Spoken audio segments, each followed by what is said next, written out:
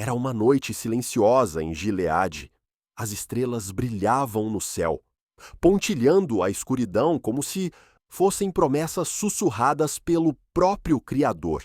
Mas naquela vila pairava um peso, um silêncio que parecia esconder um segredo antigo. Foi nesse cenário que Jefté nasceu, um nascimento envolto em murmúrios, daqueles que as pessoas preferem comentar baixinho, em vez de falar em voz alta. Sim, ele era filho de Gileade, mas não da esposa de Gileade. Jefté era fruto de uma relação com uma prostituta. E esse detalhe, carregado de preconceito, manchou sua história desde o início. Enquanto outras crianças corriam soltas, rindo e sonhando com o futuro, Jefté cresceu ouvindo cochichos, sentindo olhares tortos. Os filhos legítimos de Gileade, seus meio-irmãos, não escondiam o desprezo. Para eles, Jefté era um intruso, alguém que não pertencia àquele lar, muito menos à herança da família. E assim, dia após dia, o ambiente dentro da casa se tornava cada vez mais sufocante, até que um dia a situação se tornou insustentável. Os irmãos, unidos pelo orgulho e pelo sangue da esposa de Gileade, o confrontaram. Você não é um de nós. As palavras cortaram como lâminas. Jefté não tinha mais espaço ali. Não enquanto eles tivessem algo a dizer sobre isso. E então, ele foi expulso, descartado, como um peso que ninguém queria mais carregar. Sem ter para onde ir, Jefté deixou para trás a terra que também era sua, por direito, carregando poucos pertences e um coração pesado pela rejeição. Ele partiu e foi parar em Tob, uma terra distante, onde ninguém se importava com a origem de ninguém. Foi lá, entre os rejeitados, que Jefté começou a encontrar seu lugar. Curiosamente, os excluídos reconheciam algo nele, uma força, uma liderança natural. Mesmo que o mundo tivesse virado as costas, Jefté começava a se erguer, enquanto ele construía uma nova vida em Tob. Uma ameaça se aproximava de Gileade, e os caminhos do Senhor, diferentes dos caminhos do homem, logo fariam passado e presente colidirem. A vida em Tob era diferente. Era como se o tempo esquecesse de passar. Ali, longe dos olhos vigilantes de Gileade, Jefté pôde se reconstruir.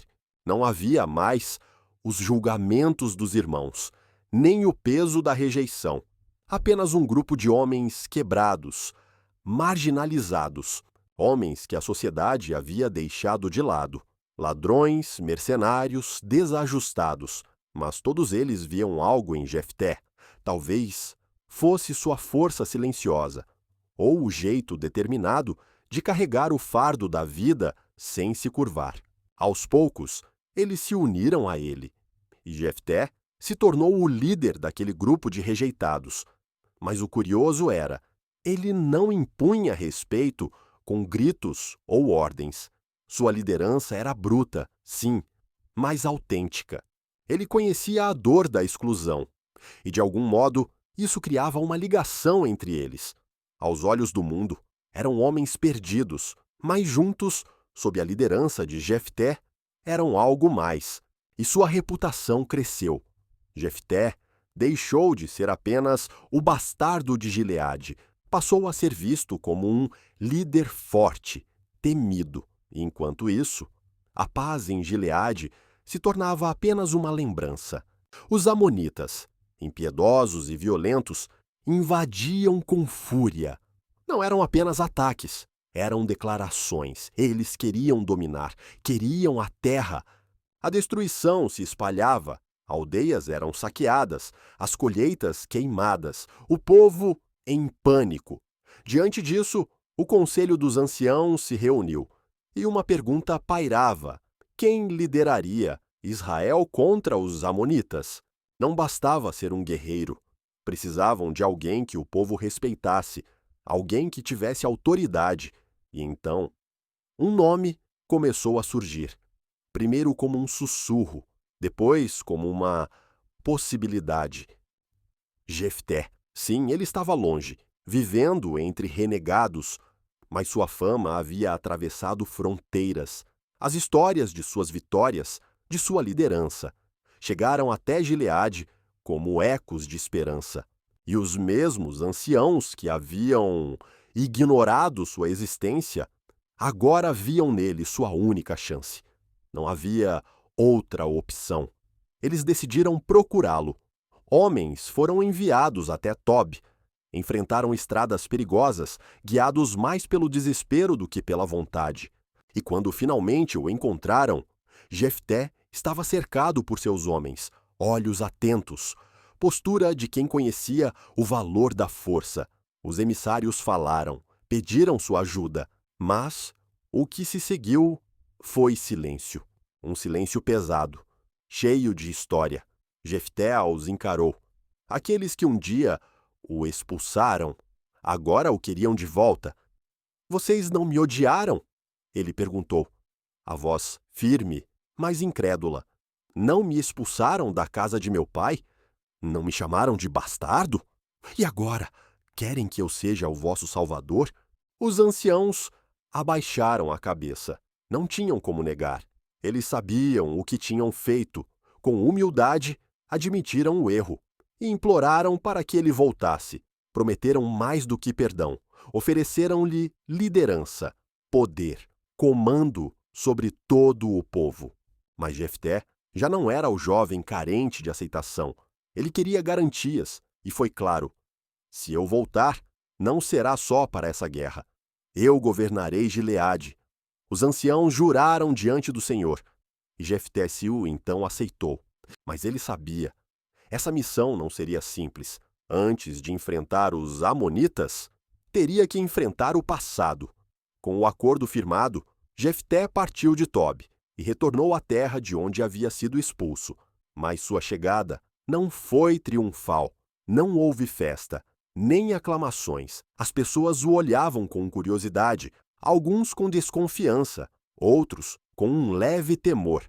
Afinal, ele ainda era o filho da vergonha, o bastardo. Mas havia algo diferente nele agora. Sua postura, seu olhar, seu silêncio. Não era mais o garoto rejeitado. Era um homem moldado pelo deserto, forjado na dor, treinado na luta.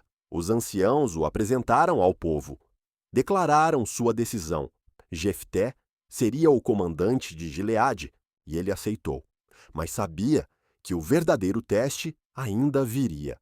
Antes de brandir a espada, Jefté tentou o caminho da paz. Enviou mensageiros ao rei dos amonitas. Sua mensagem foi clara, direta, cheia de sabedoria. Esta terra não foi tomada de vocês, mas dos amorreus. Deus a entregou ao seu povo. Por que vocês a reivindicam agora, tanto tempo depois? Era um apelo à razão. Mas o rei dos amonitas não queria argumentos. Ele queria terra e poder. A resposta foi o silêncio da guerra. Jefté recebeu a notícia com calma, mas por dentro ele sabia. Não havia mais volta. Era hora de lutar. Mas antes de partir, Jefté se isolou. Ficou em silêncio diante de Deus. O peso sobre seus ombros era esmagador. Não era apenas uma guerra por território. Era o destino de Israel. Jefté se ajoelhou e fez um voto. Se entregares os amonitas em minhas mãos, o primeiro que sair das portas da minha casa para me encontrar, eu oferecerei ao Senhor como sacrifício. Foi um ato de fé, mas também de desespero. Um grito silencioso de alguém que sabia que precisava de algo maior do que sua própria força. Com a alma entregue ao Senhor, Jefté se levantou e chamou seus homens, aqueles mesmos que o seguiram em Tob, homens que aprenderam a confiar em sua liderança. Juntos, marcharam para a batalha. Os campos estavam tomados pela tensão. Os amonitas eram muitos, confiavam em sua força, mas Jefté tinha algo invisível, a força do Senhor e o peso de uma promessa. O som dos passos ecoava como tambores de guerra, e o coração de Jefté batia com a certeza de que estava pronto. A batalha começou. Gritos, espadas, poeira, sangue. Jefté liderava com uma fúria quase sagrada. Era como se cada golpe seu fosse guiado pelo próprio Deus. Os amonitas, antes confiantes, logo perceberam que estavam enfrentando mais do que homens. Estavam enfrentando a justiça divina. A vitória foi esmagadora. Israel venceu e Gileade foi salva. As notícias da vitória se espalharam como fogo. Jefté, o rejeitado, era agora o libertador.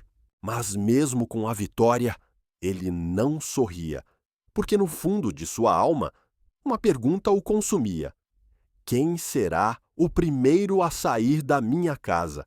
A marcha de volta foi silenciosa para ele. Seus homens cantavam. O povo de Gileade o esperava com celebrações, mas Jefté carregava outra coisa, a lembrança do voto. E então, ele avistou sua casa. As portas se abriram, e o que correu ao seu encontro não foi um servo, e nem um animal, foi sua filha, sua única filha. Ela dançava, sorria, celebrava a vitória do pai com pureza e alegria. Mas, para Jefté, aquele momento caiu sobre ele, como uma avalanche de dor. Ele sabia o que havia prometido, e o coração se despedaçou. Ela chegou até ele, se lançou em seus braços, e Jefté caiu de joelhos. Filha minha, você me trouxe a maior alegria e também a maior aflição. A voz dele tremia, os olhos cheios de lágrimas. Fiz um voto ao Senhor e não posso voltar atrás. A menina, confusa, o olhou nos olhos e, quando entendeu o que estava sendo dito, ela não gritou, não se revoltou, apenas respirou fundo e respondeu: Pai, se você fez um voto ao Senhor, cumpra-o. Mas me permita 2 meses para ir às montanhas e lamentar a minha virgindade com minhas amigas. Suas palavras tinham uma maturidade que cortava mais fundo do que qualquer espada. Jefté assentiu e a deixou ir. Durante 2 meses, ela vagou pelas montanhas. Cada dia, uma despedida. Cada pôr do sol, um adeus silencioso. E quando o tempo terminou, ela voltou, pronta, serena. E Jefté cumpriu seu voto. O silêncio que caiu sobre Gileade naquele dia foi como uma cortina de luto. A vitória contra os amonitas era incontestável, mas ninguém celebrava.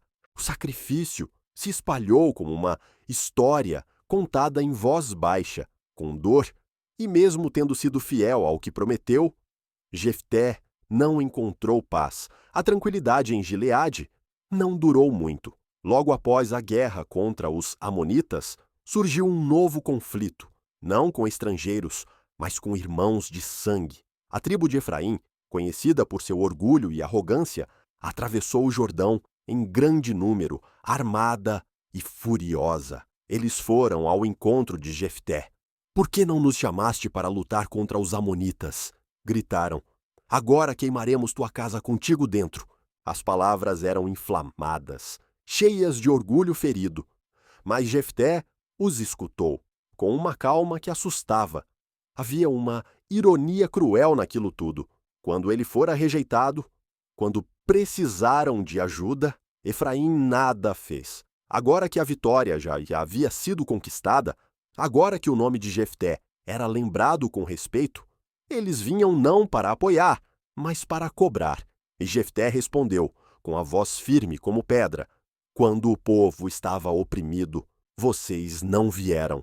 Lutei, porque ninguém mais apareceu.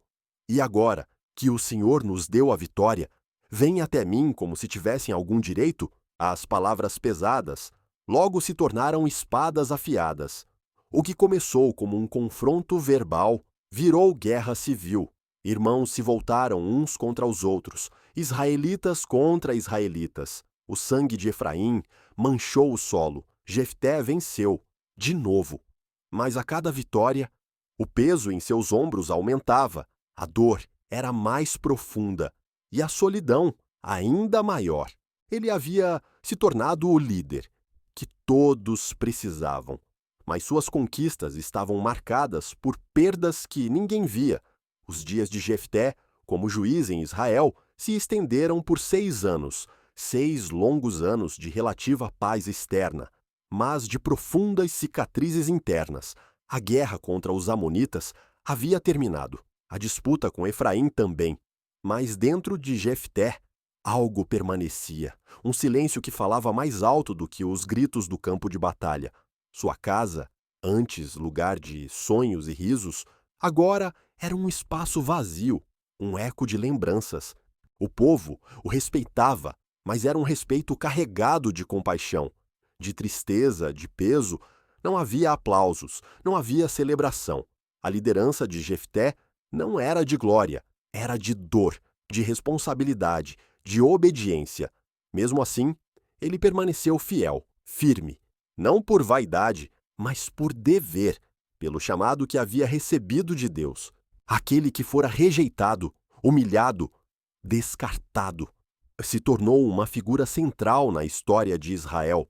E seu silêncio, esse silêncio carregado de experiências, se tornou sua marca mais profunda, porque Jefté não era um homem comum, e sua história também não era. Ela era um mosaico, feito de peças quebradas, mas sagradas, triunfo, sacrifício e redenção. E mesmo quando seus dias se apagaram, a história de Jefté continuou. Porque ele foi o improvável escolhido, não pela sua origem, nem por status, mas por algo maior, algo que só Deus podia ver.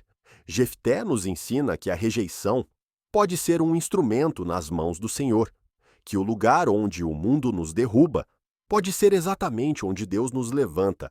Ele foi marginalizado, expulso, ferido, mas em meio à dor encontrou seu chamado, não porque queria liderar, mas porque entendeu que até o sofrimento pode fazer parte de um plano divino.